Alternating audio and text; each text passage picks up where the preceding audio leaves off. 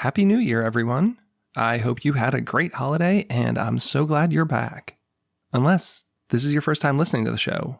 And if that's the case, hi, my name's Chris Spear, and this is Chefs Without Restaurants, the show where I speak with culinary entrepreneurs and people in the food and beverage industry working outside of a traditional restaurant setting. So last year I had the opportunity to be featured on Chris Guillebeau's podcast, Side Hustle School, for the second time. It was such an honor because I've read all of Chris's books, including The $100 Startup, way back when I was first starting my personal chef business. He wanted to hear from previous guests about things that didn't work for their business. It was for a segment called Failure Friday. So I thought long and hard about it. There's obviously been a number of things that haven't worked out for me, but I finally settled on the topic of working for free. I know this can be a hot topic. As someone who's followed Gary Vaynerchuk for more than a decade now, I know he talks about working for free, as do many people in the entrepreneurship space. But for me, it just hasn't worked out, ever. So I thought I'd share with you a couple stories from my own experience. Maybe you firmly decided that working for free is great, and if so, keep doing it. But as we head into 2023, I want everyone to be successful. Food costs are crazy right now. Labor costs are up. The less you have to work for free, the better. You know, one of the things that I always get hit up for is to donate gift certificates to causes. And I want to support charities, but there's only so much you can do. And here's something interesting I learned. I stopped saying yes to giving them away, and instead asked the person who was soliciting the donation if maybe they had someone who would want to gift that in their name. So I put the ball back in their court. I say, maybe you have a donor who would love to donate money, but instead of donating money, maybe they could purchase a gift certificate from me and then give it in their name. There are lots of people out there with way more money than me who I'm sure would be donating money to these causes anyway. And I would say that 95% of the time, this has worked. They come back and say, yeah, sure, we would love to buy a gift certificate from you, and so is going to donate it. Awesome. I just wanted to share that little bit because it is not in this podcast episode that I had already recorded. But I would love to get your thoughts. As always, you can find me on Instagram at Chefs Without Restaurants. So drop me a DM, comment on a post, or if you'd rather be private and send me an email, my email address is chefswithoutrestaurants@gmail.com. And of course, the show is made possible with the support from our sponsors. If you go to chefswithoutrestaurants.com/sponsors, you can find info about all our affiliate partners as well as show sponsors like the United States Personal Chef Association. And I'm still looking for sponsors for 2023, so if you or your business or someone you know might want to be a sponsor, please get in touch with me. Like I said, my email address is chefswithoutrestaurants@gmail.com. And today's show will be coming right up after a word from the USPCA. Over the past 30 years, the world of the personal chef has grown in importance to fulfill those dining needs. While the pandemic certainly upended the restaurant experience, it allowed personal chefs to close that dining gap. Central to all of that is the United States Personal Chef Association. Representing nearly 1,000 chefs around the US and Canada, USPCA provides a strategic backbone to those chefs that includes liability insurance, training, communications, certification, and more. It's a reassurance to consumers that the chef coming into their home is prepared to offer them an experience with their meal. USPCA provides training to become a personal chef through our preparatory membership. Looking to showcase your products or services to our chefs and their clients? Partnership opportunities are available.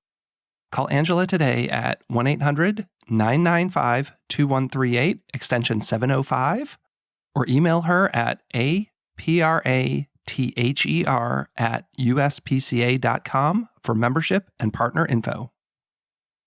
There are many different types of personal chefs, but for my business, what I wanted to focus on was giving the customer a restaurant-style experience in the comfort of their own home.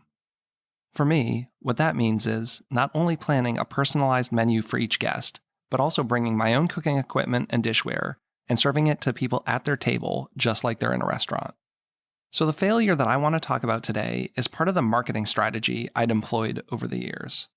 This is not a singular failure, but one that I unfortunately repeated a couple of times. When you're starting out in business, I think a lot of people feel like they need to do whatever it takes to get in front of potential customers. For those in the food business, not only personal chefs, but also restaurants, food trucks, and caterers, That often means attending events and often giving out free food. On a number of occasions, I paid money to attend events where I had a table, got to set up a little display with all my info, and hand out free food.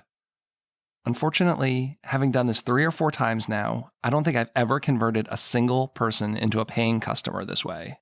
People love to show up to these events, shove a little bite of food in their mouth, and then move on to the next table.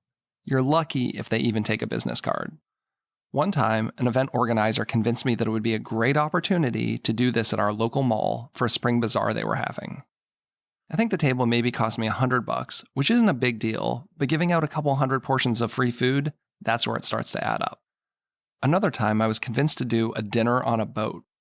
I was told it would be a great opportunity and there would be so many people from the food media there and I'd get lots of jobs out of it. The night was a disaster. I had to drag all my stuff down this long pier, carry it up to the top floor of this boat, and then prepare food all on a grill there. As for the food media that showed up, they were a bunch of 20-something bloggers. They weren't really the food media I was expecting. They're people who just ate the food, took a bunch of photos, posted it on their Instagram stories, and that was it.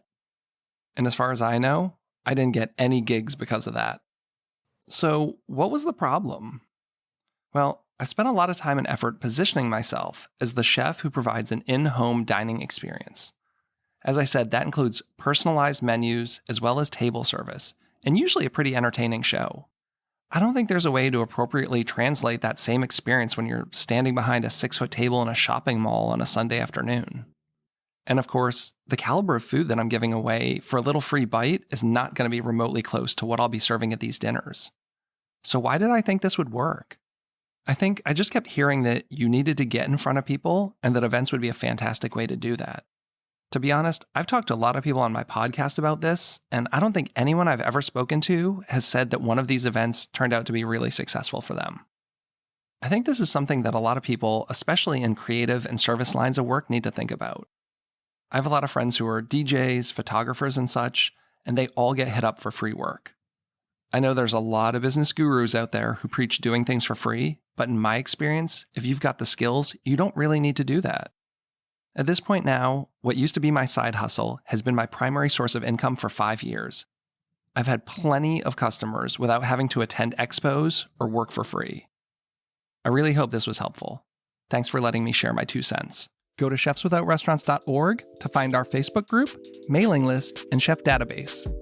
The community's free to join. You'll get gig opportunities, advice on building and growing your business, and you'll never miss an episode of our podcast. Have a great week.